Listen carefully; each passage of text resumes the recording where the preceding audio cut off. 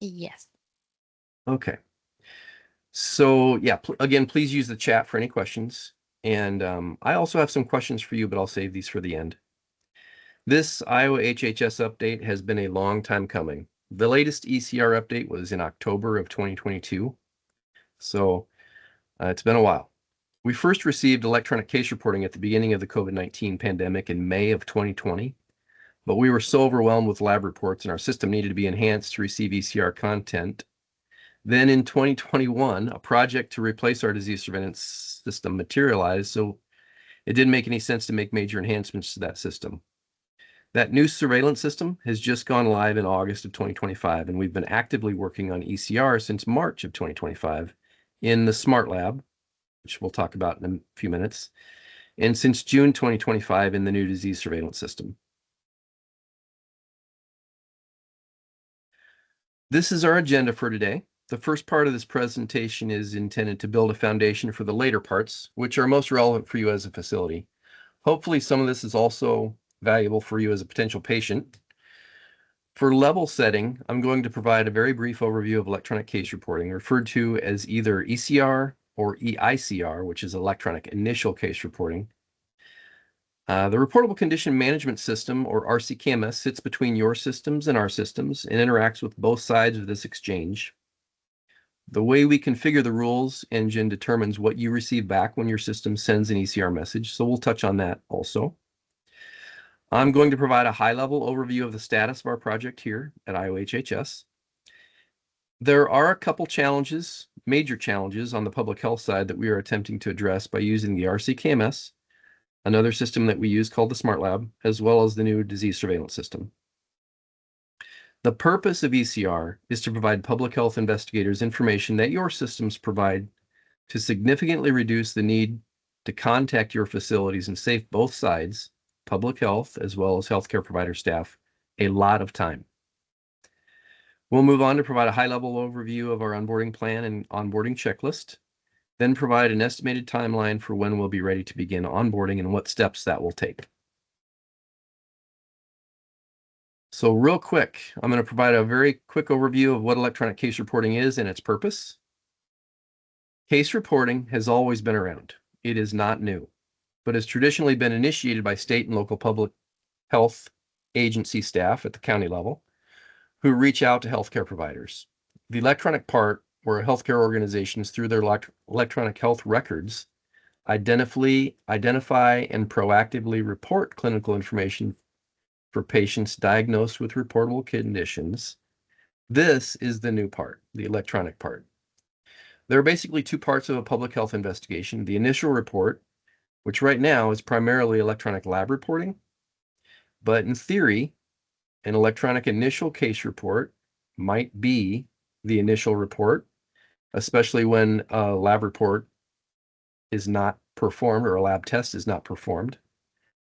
And the second part is that case reporting, which is where mostly clinical information is gathered from the healthcare provider staff, and other information is gathered from the patient, potentially, if the healthcare provider doesn't know some of the information that is being collected. This is an example of a current healthcare or a case report that the STI program uses. Some partners in surveillance do actually proactively provide this, but not very many. So most of the case reporting is actually initiated from the public health side. So there really, I don't believe there's much of anything to turn off, so to speak, on the healthcare provider side. And maybe we can discuss that at the end if there is, if you want to enlighten me more about that kind of thing. Here's the high-level eCR data flow, which involves three parties: the healthcare provider organization, the AIMS platform, and public health. So in theory, healthcare providers go about their business naturally entering information into their electronic health record. The eCR modules within that system automatically identify reportable conditions and trigger reports to the AIMS platform. At the AIMS platform, the RCKMS, which is configured by public health, whichever jurisdiction is configuring it for that state or metropolitan area, The RCKMS evaluates those messages, routes messages accordingly to the jurisdiction reporting rules to the appropriate jurisdiction nationwide, and sends a reportability.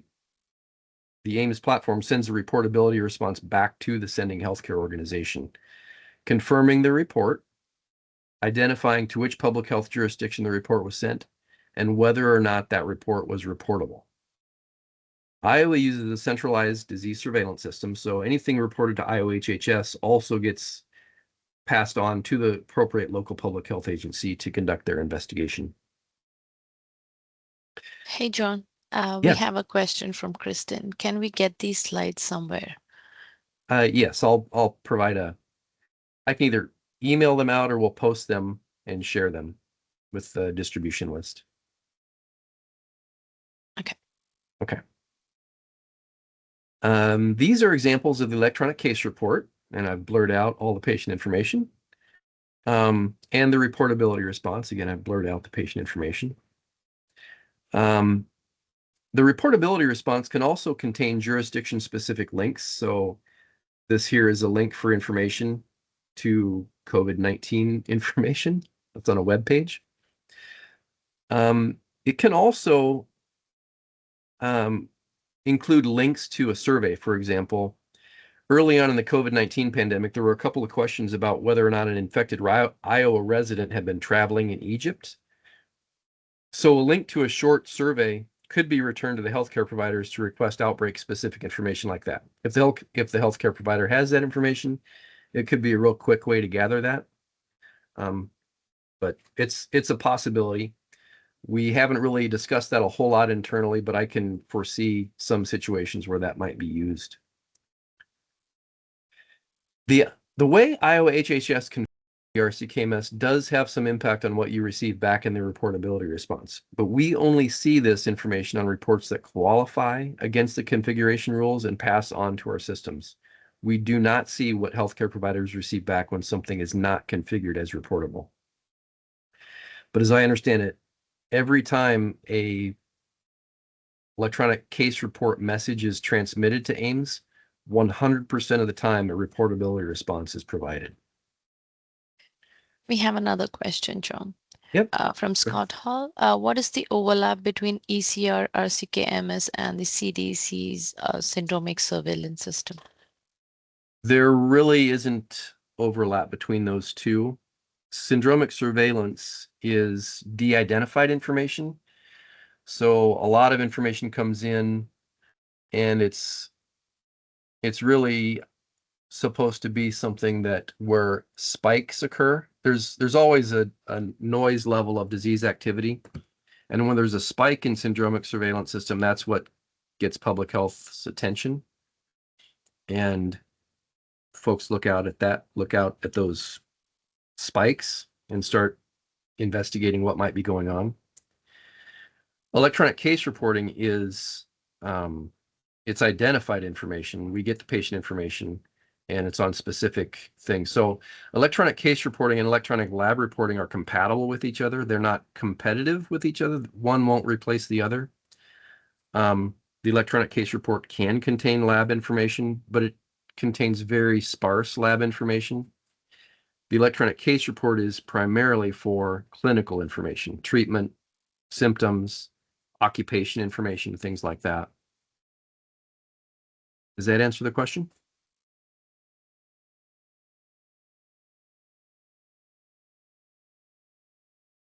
Okay. Yes. Okay, well, I'll move on.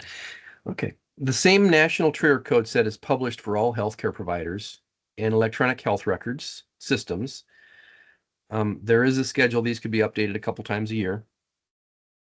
So regardless of where a healthcare provider practices, the same trigger code set is used.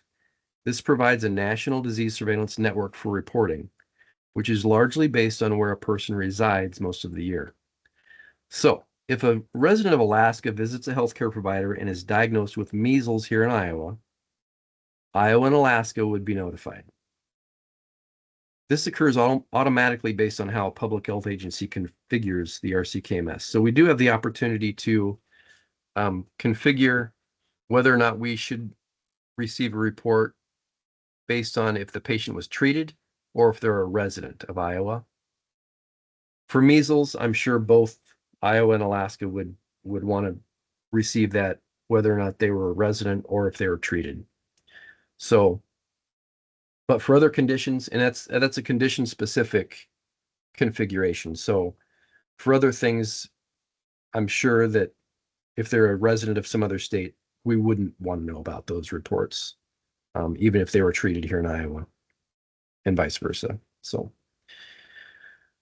on the other hand, if an Iowa resident is diagnosed with varicella or chickenpox at an Iowa healthcare provider, a report will be sent to Ames, but chickenpox is not reportable in Iowa. We would not receive that report, and it would be purged from Ames within 7 days. Iowa has currently only configured hepatitis A, B, and C, salmonellosis, and syphilis as reportable, which isn't, I mean, this, if you get a reportability response, you should be getting reportability responses for those conditions if you're live. I do not know what the reportability response for other diseases may indicate, but if it indicates that these other, though any other conditions are not reportable, that isn't necessarily true. Now, the RCKMS and the National Trigger Code set does contain a lot of diseases that are not reportable in Iowa because it is truly a national trigger code set. So every EHR and every jurisdiction relies on that same trigger code set, and Ames is the place, that engine, the RCKMS, is where all of that gets figured out and sorted out. Moving on to where we are at in the eCR project and how this affects your facility. We are currently receiving production level content and test level content from the Ames platform into the Smart Lab and onto the Iowa Disease Surveillance System. So we are still testing and enhancing both the Smart Lab and the Iowa Disease Surveillance System for eCR. So there are components that are specific to eCR in both of these systems. We're still testing and making enhancements to those systems as well. We are using those 5 conditions previously mentioned, hepatitis A, B, C, salmonellosis, and syphilis as test conditions, and we will begin onboarding using this same group of diseases and configure additional diseases as time permits. It would take us much longer for us to even begin if we attempted to onboard all reportable conditions at once. And I'll give you some insight into this in a minute, but the Smart Lab is where much of our work is involved, and that's because some of the safeguarding of patient information is filtered out. So we'll get to that in a minute. So here is the status of healthcare organizations. I thought this is a good image to illustrate the nationwide electronic case reporting initiative. There are eCR projects going on with EHR vendors, healthcare providers, public health agencies, the Ames platform, CDC, all on different timelines and at different points of progress. So even though we have not been ready, I've been approving all steps for all Iowa facilities with the understanding that at some point, all of this would come together, and we are almost there. A lot of progress has been made among Iowa healthcare providers as of October 1st, 2025, and I know there have been some changes since October 1st. But as of October 1st, there are 89 healthcare organizations representing 671 facilities and 7 different EMRs or EHRs that are live, sending production level data, and we are receiving that. We can see it and review it. We are not ingesting the production level data into our disease surveillance system, but it is coming into the Smart Lab. And then, so there are a whole bunch of other facilities that are in the process of implementing, and that's the onboarding process with CDC and Ames. 132 healthcare organizations, 136 facilities, representing 15 different EMRs and EHRs that are in the process there as well. So there's some overlap, but a lot of new facilities with new systems are implementing. All right, there are a couple of major challenges that we have learned about from other public health jurisdictions that are ahead of us in the process of implementing eCR. We have attempted to address these issues so that when we implement, our public health investigators won't be bogged down with so much information that eCR is too cumbersome to use, while also preserving patient privacy on information that public health does not need to see. Electronic case reports often contain a lot of information that is unrelated to the reportable condition. The sheer volume of eCR messages has been overwhelming for other jurisdictions.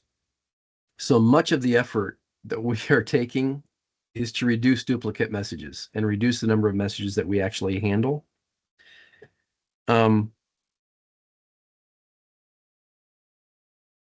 We are presenting a single, latest, and we assume the most complete and comprehensive case report to our public health staff. So they really are only going to be looking at one electronic case report at a time when they are in an investigation. They will have access to to earlier versions of that same report if they want to, but it won't be something that they have to wade through to get to the information. Just as an example of this high volume, in a single 24-hour period, so March 28th to March 29th of this year, we received 3,761 hepatitis C messages. Of those messages, 60% were duplicates. This lower image down here, all of these 7 messages are for the same patient received within the same minute on that same day, 3/29. And so I don't know why the EHR would trigger 7 messages for the same patient, but that's what was going on. It did have something to do with how we had configured the RCKMS, so we changed that a little bit, and we've gotten this down to a more reasonable number. But in comparison, eCR versus electronic lab reporting, we typically receive between 700 and 1,000 lab reports every day for all diseases, not just for hepatitis C. That's all diseases. So the potential for eCR producing a lot of traffic is really sometimes it could be a problem. Another known reason why so many messages can qualify to be received involves old diagnoses or lab results for reportable conditions that may still appear in the problem list for a patient in their health record. So that's another thing, and we are taking some steps to address that. To reduce the messages that have old diagnoses or lab test results, we are employing something called time boxing at RCKMS. This compares the report date and effective dates of items in the problem list and filters out these messages that were triggered due to old problems. The Smart Lab is also being used to identify duplicates based on both key identifying information for the patient and defined output file data elements. If data elements in the Smart Lab output file don't change in a subsequent message, that message is tagged as a duplicate and does not get passed to the disease surveillance system. If one or more of those output file data elements change, that subsequent message does get passed to the disease surveillance system. So a meaningful change will pass on to the disease surveillance system. Something that doesn't change anything of the meaningful elements will not. And in the disease surveillance system, we have another rules table with different criteria for auto-processing inbound messages. Messages that don't pass these rules will be rejected. Now, I know a lot of this information is not all that relevant for you, but we have a lot of upfront investment to do before we can actually begin the onboarding process. And so I wanted to explain what some of those things are that we're working on. In order to eliminate information unrelated to the reportable condition in an eCR message, we are filtering in disease-specific content for some areas of the message, such as medications, lab tests, and symptoms. So this is related to safeguarding some of that patient information that public health does not need to see. So filtering in content does require a lot of configuration. So we do have some tools to use that are part of the electronic case reporting environment that are provided by AIMS and CDC to identify coded elements that we can filter in, but there's still a lot of configuration in the smart lab that we must do. So as an example of the filter in function, if the message was triggered for salmonellosis at one of your healthcare providers, but also contains antidepressant medications, the antidepressant medication is not filtered in for salmonellosis and will not be passed on to the disease surveillance system. For some message content issues, we will need to reach out to the sending facility to request modification or corrections at the source. We have yet to really dig into message content issues, but we will soon be doing so at the sender-specific level.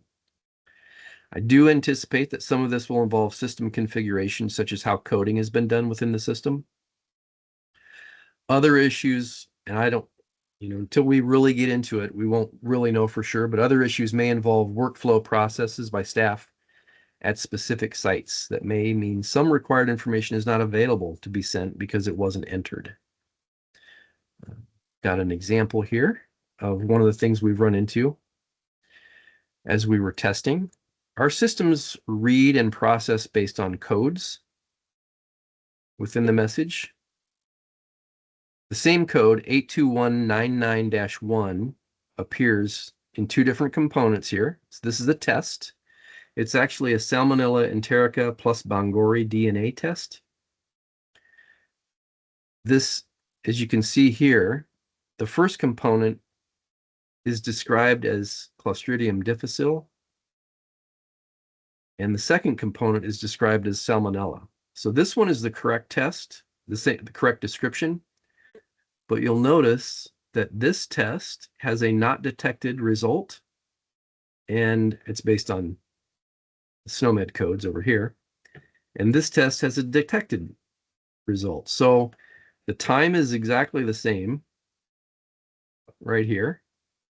So it looks like we have two salmonella tests exactly the same with opposite results. This doesn't really make any sense. So this is a situation where we'd have to reach out to the sending facility and ask them to review their codes for the disease descriptions. I suspect that the C. diff was negative, not detected, and the salmonella was positive, but we don't, we're unable to actually filter this one out, which wouldn't be relevant for salmonella because it's coded with a salmonella test code. So that's an example of a situation where we need to work with the sending facility to fix that. So let's take a look at the simple tools IOHHS is going to use to guide onboarding. First of all, we've got the onboarding rubric, which just asks some big questions. Are we working with the right people at the sending facility? Do the sender's message contain required data elements? Is the message properly structured and coded with both XML and HTML content? Based on later, more complete messages, does the content align with eCR data elements? And since we are receiving production level data from live senders, we will be able to do much of this research before we actually engage for onboarding. So we hope to make the onboarding process as light for sending facilities, but we do expect that there will probably need to be some going back and forth as we get into the message content. So these are the legally required data elements, which are pretty basic pieces of information. I do want to point out that the entire purpose of eCR is beyond the basic patient demographic and disease information to more clinical information. And there isn't really much clinical information in this legally required list of data elements. But what we are looking for is clinical information such as treatment and patient information such as occupation, potentially, because in some situations, like, some diseases are very high risk based on occupation. So for example, if you've got a food server that has hepatitis A, they could quickly spread hepatitis A to a lot of different people. And that's That's important to know as quickly as possible. But it is the clinical information and other patient information that is important. And that's what electronic case reporting can add. If all we get is electronic case reports with lab tests, that's not really contributing anything to the whole process of investigation. So this is our onboarding checklist that we plan to use initially. We'll be onboarding sending facilities, not individual sites within a healthcare organization, but the whole sending facility, the whole organization. So for example, my records indicate that Adair County Memorial Hospital includes 6 different entities within the organization. We will be onboarding all 6 entities at a time. So one onboarding process. So what does our onboarding timeline look like? So we're almost in November. We are still testing and enhancing the eye disease surveillance system and testing those enhancements. We do hope to identify our first eCR partner by the end of the second week of November. We will be prioritizing high volume senders, and that's based on those 5 conditions we've been talking about. At present, we have about 22 sending facilities that send 5 or more electronic case reports of those 5 conditions that we discussed a month. They send 5 or more a month. The highest volume senders are actually sending 400 to over 1,000 reports of these conditions a month.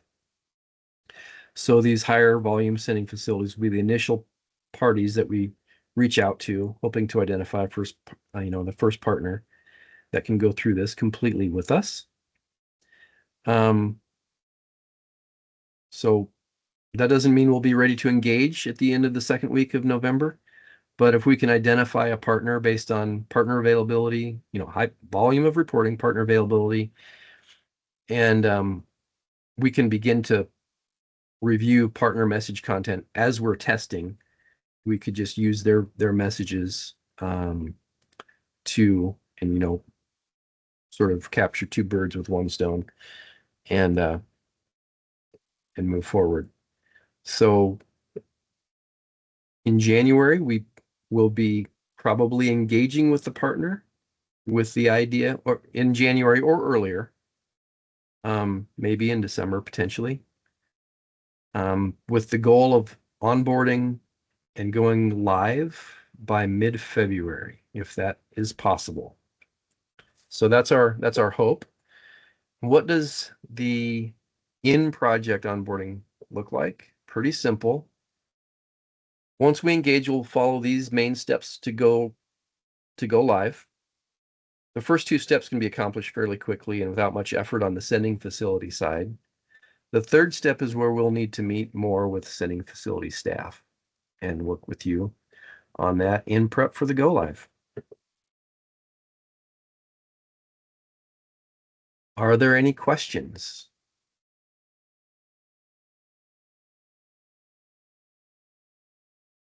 I do have some questions for you, if there aren't any. Is anyone receiving reportability responses for diseases other than hepatitis A, B, C, salmonellosis, and syphilis?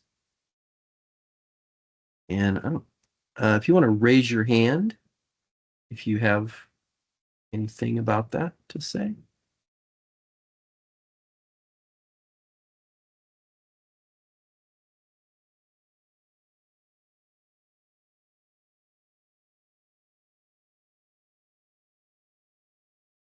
Anybody? What I'm curious about is, what do reportability responses say when they are not one of these 5 conditions: hepatitis A, B, C, salmonellosis, or syphilis?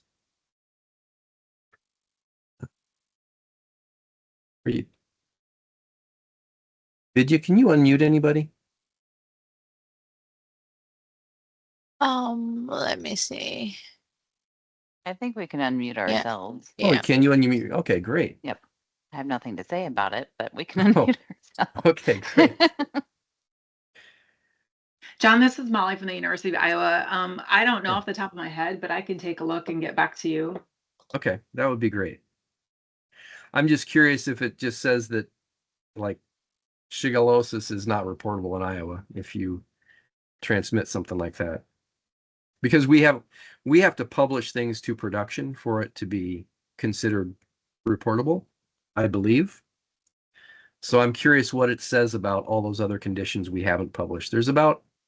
We have about 85 to 100, depending on how you count, diseases that are available in the smart or in the RCKMS for us to configure. And we have 4 different teams, surveillance teams that are part of that configuration. But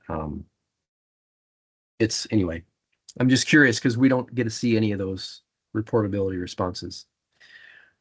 Second question for you is, how much control or involvement do sending facility staff, as opposed to EHR vendor staff like Epic staff or,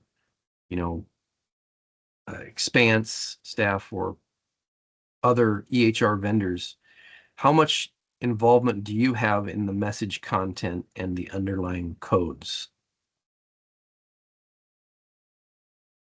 In most of your facilities, is there on-site vendor staff like Epic staff dedicated to the electronic health record, not just for ECR, but for daily operations in general, and also would be involved in ECR stuff? This is Molly from the University of Iowa again.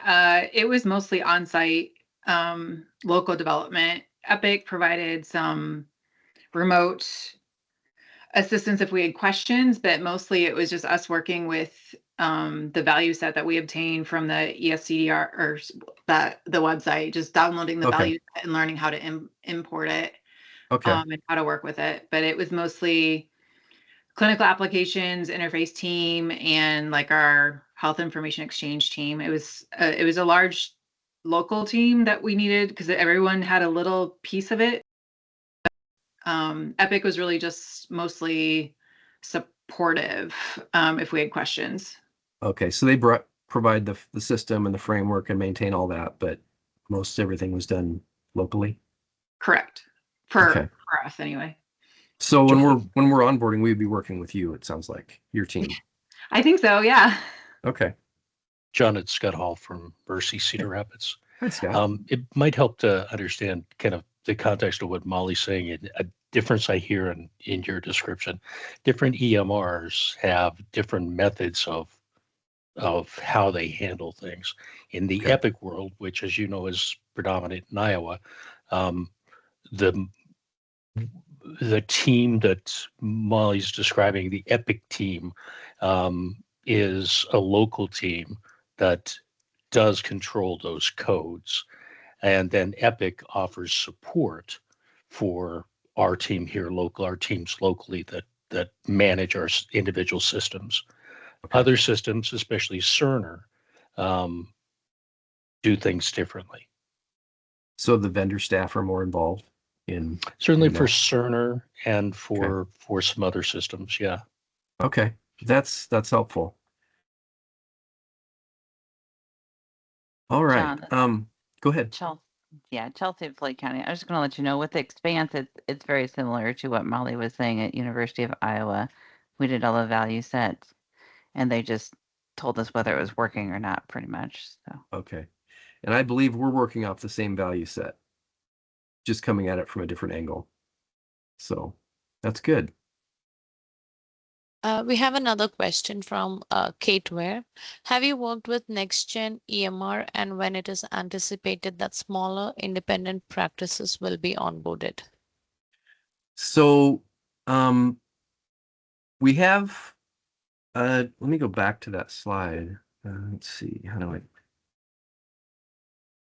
We haven't really been working with any vendors specific. Let's see. Yet.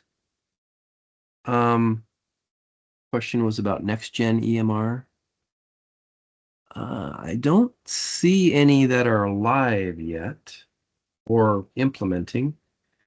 I get a monthly report from the CDC, and since the CDC and AIMS, that team is actually doing the initial onboarding to get your messages to this AIMS platform and the RCTMS.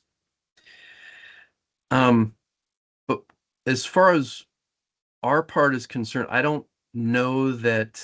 I mean, we may see variations, I suppose, in the message structure potentially between the different EMR systems or EHR systems, but they should be following and sort of conforming to a standard across the board, we hope.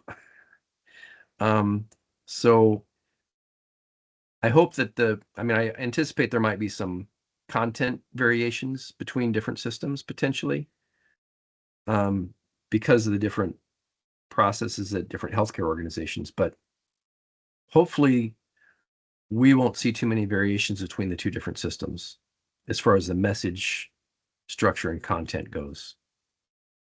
But we haven't, to answer your question more specifically, we haven't dealt with any next gen EMR folks, but we haven't dealt with any really at this point. That's still ahead of us for our first interaction. Let me get back to my questions. At your healthcare organizations, some of you have some of the parties that are live, I believe, are maybe single site. Others have a lot of different locations. Within your healthcare organization, regardless of whether it's big, middle, or huge in size, is there generally a standard intake process and an after encounter, which is the encounter is the eCR lingo for the actual patient healthcare provider visit, the appointment? Is there a standard process to update records across all of facilities in your healthcare organization? Do you know? Is there kind of a standard protocol?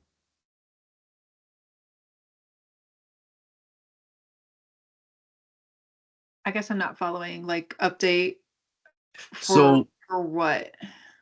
like I go see a healthcare provider, and they'll be taking notes during that appointment, maybe not directly into their system.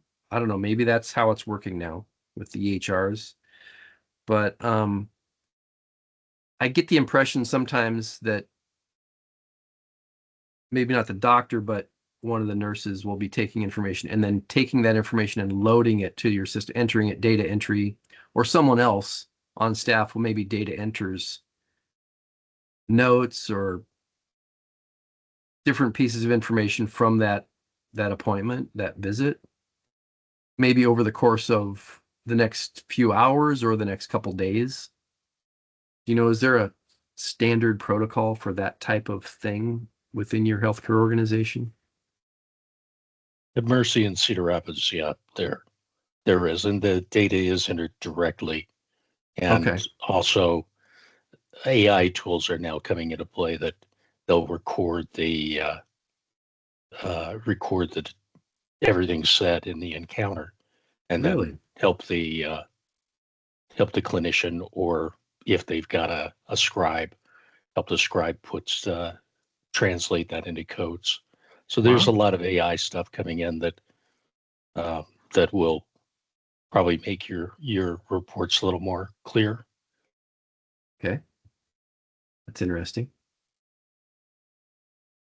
This is Molly. I would agree with Scott. There's a lot of AI where the systems just kind of they listen to the visit and transcribe it. There might be some nurse or scribe work before the visit, gathering records and such. If it's a new patient, there might be a little bit after the visit, but generally our visits close within three days, I think. So we generally try to get everything done before the third day. Okay. Maybe that will also make things more consistent across different healthcare providers if AI is transcribing things. Yeah, it's a whole new world out there. Yeah. All right. Well, that was my last question. Anybody else have any questions or thoughts?